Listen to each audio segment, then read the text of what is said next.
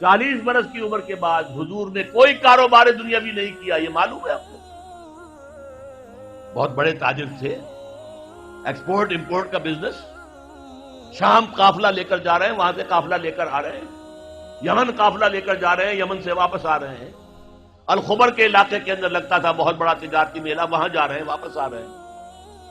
لیکن جب حکم آ گیا یا ایھا المدثر قم فانذر وربک فکبر، اے لحاف میں لپٹ کر لیٹنے والے صلی اللہ علیہ وسلم، اب کھڑے ہو جاؤ، کمر کس لو، لوگوں کو خبردار کرو کہ مرنے کے بعد دوبارہ تمہیں زندہ کیا جائے گا، پھر تم سے حساب لیا جائے گا۔ فیما کنتم، کن حالات میں زندگی گزار رہے تھے جناب آپ؟ کیا اسلام کا غلبہ تھا؟ نہیں ہے اللہ، اسلام غالب تو نہیں۔ تم کوشش کر رہے تھے غالب کرنے کی، سوائے شرمندگی کے اور کیا ہاتھ آئے گا؟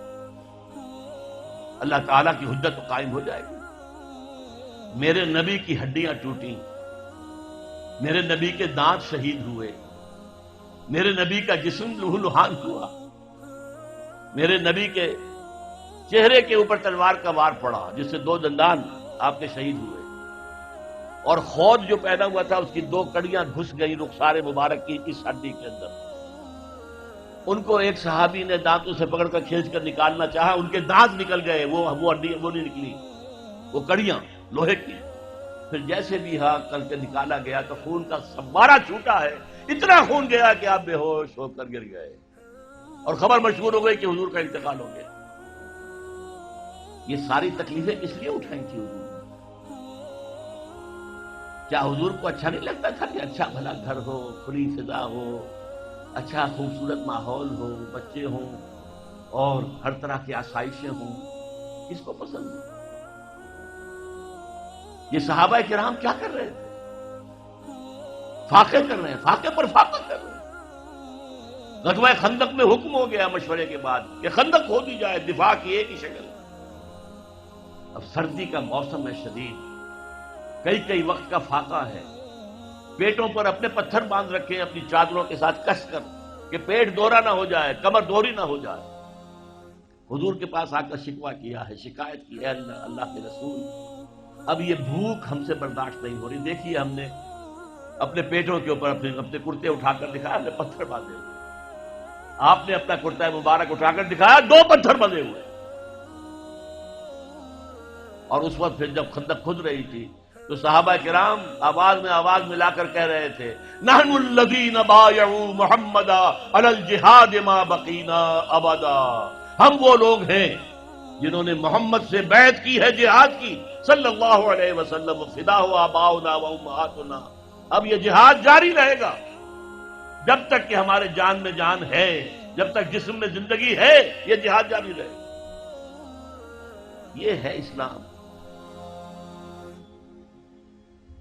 یہ شہادت گاہ الفت میں قدم رکھنا ہے۔ لوگ آسان سمجھتے ہیں مسلمان ہونا، مسلمان تھے صحابہ کرام رضوان اللہ تعالی علیہ مجمعین، جیسے انہوں نے آپ کو وہ جو ایک شعر ہے اکبر الہ آبادی کا، تو خاک میں مل اور آگ میں جل، جب خشت بنے تب کام چلے، تو باقاعدہ انگاروں پر لوٹے ہیں۔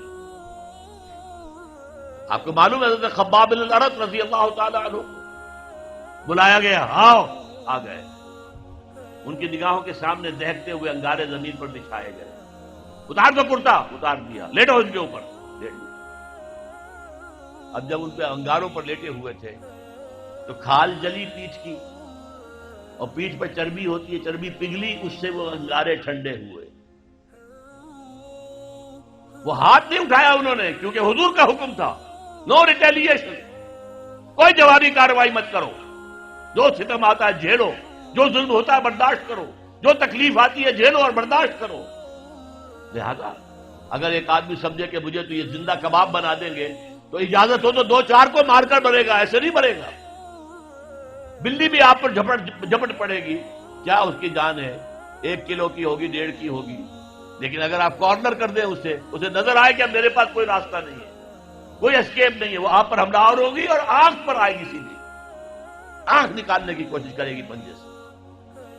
لیکن حضور کا حکم کیا تھا؟ کفو ایدیکم، اپنے ہاتھ بندھے رکھو، no retaliation whatsoever, even in self ڈیفense۔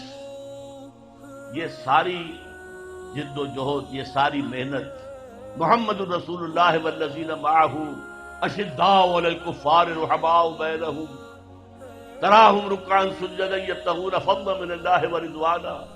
اب ان کو پھر اللہ تعالیٰ نے جو اجر و ثواب دیا ہے اس کا ہمیں اندازہ ہو ہی نہیں سکتا. اب میں ایک بات اور آپ کو بتا دوں، اگر عبادت کا یہ تقاضا ہے کہ ہماری عبادت پوری ہونی چاہیے، اجتماعی زندگی ہماری اگر اسلام کے تحت نہیں آئی تو ہماری عبادت جو ہے وہ جزوی ہے، اور جزوی عبادت اللہ کو قبول نہیں. افتؤمنون ببعض الکتاب وتکفرون ببعض فما جزاء من یفعل ذلک منکم الا خزی فی الحیاۃ الدنیا ویوم القیامۃ یردون الی اشد العذاب وما اللہ بغافل عما تعملون. اچھا بات سمجھ میں آ گئی. جد و جہد کرنا فرض ہے، اس کے لیے جماعت فرض ہے، اس کے لیے تلاش کرو جماعت، نہ ملے تو خود کھڑے ہو جاؤ اور جماعت بناؤ. لیکن اس میں میں ایک درمیان میں ہنٹ دے دوں، جماعت کی اگر تلاش کرنی ہے، نئی جماعت بنانا آسان کام نہیں. کوئی چلتا ہوا قافلہ مل جائے تو کیا کہنے ہیں، اس سے بڑی خوش قسمتی کیا ہوگی کہ کوئی جماعت بنی بنائی، جو قافلہ چل رہا ہے اس کے ساتھ چلنا کتنا آسان ہے. یکا و تنہا کسی صحرا میں سفر کرنا جو ہے کتنے خطرات ہیں. قافلہ ہے، قافلے کے ساتھ جڑنا. اگر قافلہ تلاش کرنا ہے تو کیا چیزیں دیکھنی چاہیے وہ بھی میں ذرا آپ کو آج بتا دوں. 5 چیزیں دیکھنی ہوں گی. نمبر 1، وہ جماعت سیکٹیرین نہ ہو، مسلکوں اور مذہبوں کی بنیاد پر نہ ہو، دین اسلام کی بنیاد پر ہو. یہ نہیں کہ یہ دیوبندیوں کی جماعت ہے، یہ بریلویوں کی جماعتیں ہیں. اب تو ایک تو ہے ہی نہیں، دیوبندیوں کی بھی بہت ہیں اور بریلویوں کی بہت ہیں. یہ شیعوں کی ہے، یہ اہل حدیثوں کی ہے، یہ سیکٹیرین ہے. سیکٹیرین جماعت اپنے سیکٹ کی دعوت دے گی. ہمارا سیکٹ، ہمارا موقف، ہمارا مسلک، ہمارا مذہب سب سے اعلیٰ ہے. اہل حدیث کہے گا تم رفع دین نہیں کرتے، تمہاری نماز ہی نہیں ہوئی. تم نے آمین بالجہر زور سے کہہ دیا، تمہاری نماز ہی نہیں ہوئی. نہیں، جو جماعت جس کا ذکر میں کر رہا ہوں وہ اس سے بالا ہونی چاہیے. بھائی تم حنفی ہو، حنفی طریقے پر نماز پڑھو. اہل حدیث ہو، اہل حدیث طریقے پر نماز پڑھو. کیا فرق ہے؟ کچھ نہیں. شیعہ ہو، شیعہ کے طریقے پر نماز پڑھو. دین پر متحد ہو جاؤ. دین ایک ہے، اسلام ایک ہے. تو پہلا فرق جو چیز ہے کہ وہ نان سیکٹیرین جماعت ہونی چاہیے. نمبر 2، اس کا ڈکلیئرڈ گول ہونا چاہیے کہ ہمارا کام ہے نظام بدلنا. ورنہ نیکی کے کام تو اور بھی بہت سے ہیں. آپ کوئی مدرسہ کھول دیں، ناظرہ قرآن پڑھانے کا، یہ بھی نیکی کا کام ہے. آپ کہیں دعوت و تبلیغ شروع کر دیں، کوئی ٹریننگ حاصل کیجئے، عیسائیوں میں تبلیغ کیجئے، ہندوؤں میں تبلیغ کیجئے. آپ کے صوبے میں تو ہندو موجود ہیں، جہاں میں رہتا ہوں پنجاب میں، وہاں کوئی ہندو نہیں ہے. کیا ان کا ہم پر حق نہیں ہے کہ ہم تبلیغ کریں انہیں؟ لیکن یہ بھی ایک کام ہے. لیکن جو جماعت میں کہہ رہا ہوں وہ جماعت ہونی چاہیے دین کو قائم کرنے کے لیے جماعت، نظام کو بدلنے والی جماعت، انقلابی جماعت. اور نمبر 3، اس کا ڈسپلن ہونا چاہیے، فوجی ڈسپلن. Listen and obey. اس لیے بیعت حضور نے کیا لی تھی؟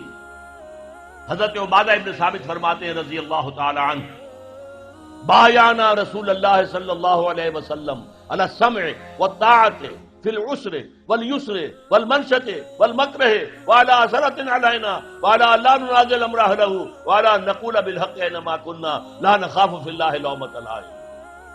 10 نکات ہیں جن پر بیعت لی. ہم نے بیعت کی تھی محمد رسول اللہ سے صلی اللہ علیہ وسلم. آپ کا ہر حکم سنیں گے اور اطاعت کریں گے، چاہے مشکل ہو چاہے آسانی ہو، چاہے طبیعتیں آمادہ ہوں چاہے اپنی طبیعتوں پر جبر کرنا پڑے، چاہے آپ دوسروں کو ہم پر ترجیح دے دیں. ہم یہ نہیں کہیں گے ہم آپ کے پرانے خادم، آپ نے ایک نیو کمر کو ہمارے اوپر امیر کیسے بنا دیا. نہیں، it will be your prerogative. آپ کا اختیار ہوگا جسے بنائیں، اور جنہیں آپ امیر بنائیں گے ان سے بھی ہم جھگڑیں گے نہیں، ان کی بھی اطاعت کریں گے. البتہ ہم حق بات کہیں گے جہاں بھی ہوں گے، جو ہماری رائے ہوگی وہ پیش کر دیں گے.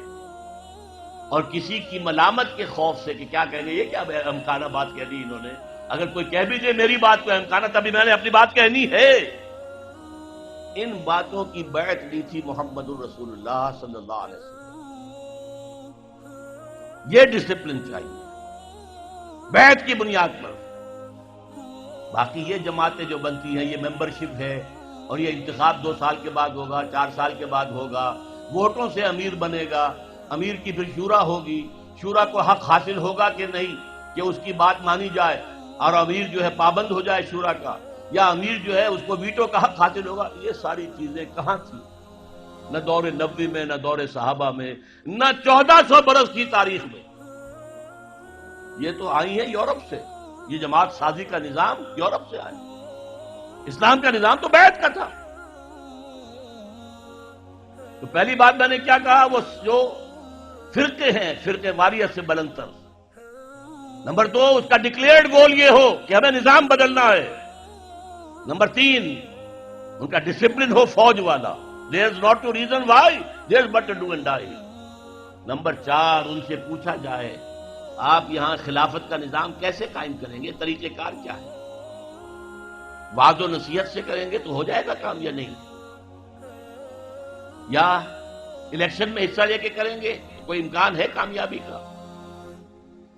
اور جو طریقہ ہے جو محمد نے اختیار کیا صلی اللہ علیہ وسلم، وہ بتاؤ ہمیں، اور تم بتاؤ کہ تمہارا طریقہ کار کیسے سیرت کے ساتھ مطابقت رکھتا ہے۔ یہ چوتھی ڈیمانڈ ہونی چاہیے۔ اور 5ویں نمبر پر جو میں نے پہلے کہا کہ جو قیادت ہے اس کے قریب جا کر سونگ ہو۔ پیچھے چلنے والوں کی بات میں نہیں کر رہا، پیچھے چلنے والے ہر طرح کے آدمی ہو سکتے ہیں، یہاں تک کہ حضور کے پیچھے چلنے والوں میں منافقین بھی موجود تھے۔ ہاں، ہر جماعت کی قیادت ہوتی ہے، قیادت کے قریب جاؤ اور سونگھو کہ خلوص کی خوشبو آتی ہے یا نہیں آتی۔ یہ 5 باتیں تلاش کرو، اگر جماعت مل جائے ان 5 باتوں کے اوپر پوری اترنے والی، اس میں شامل ہونا فرض ہے، فرض ہے، فرض۔ یہ ہے وہ دعوت جو میں آج آپ کے سامنے لے کر آیا، اور مجھے امید ہے یہاں 2 ہی طرح کے لوگ ہیں، یا ہندوستان سے لوگ آئے۔ انہوں نے کس لیے ووٹ دیے تھے مسلم لیگ کو؟ پاگل تھے؟ یو پی کا آدمی یہاں آیا، یا یو پی کے آدمی نے 1940 میں ووٹ دیا مسلم لیگ کو، کیا یو پی پاکستان میں آ سکتا تھا؟ تو پاگل تھے کہ نہیں؟ پاگل ہو گئے تھے، لیکن ہوئے کس بات پر تھے کہ کہا جا رہا ہے اسلام کے لیے پاکستان بنانا۔ اچھا، ہم پر جو بیتے گی بیت جائے گی، جیل لیں گے، جاؤ بناؤ پاکستان میں، لاؤ قائم کرو اسلام وہاں پر۔ اسی لیے آئے تھے، گھر بار چھوڑ کر آئے، اپنے باپ دادا کے مکان، باپ دادا کے جو شہر ہیں جہاں باپ دادا دفن ہیں، کس کو محبت نہیں ہوتی؟ اور یہاں کے لوگوں نے جس طرح اوپن آرمز کے ساتھ، کھلے بازوؤں کے ساتھ انہیں خوش آمدید کہا، سینے سے لگایا۔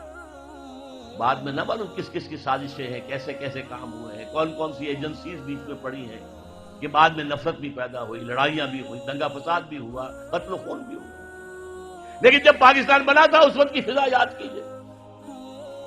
تو میں آج یہ امید لے کر آیا ہوں کہ تحریک خلافت کا بھی ایک بڑا مرکز جو ہے وہ حیدرآباد سندھ بنے۔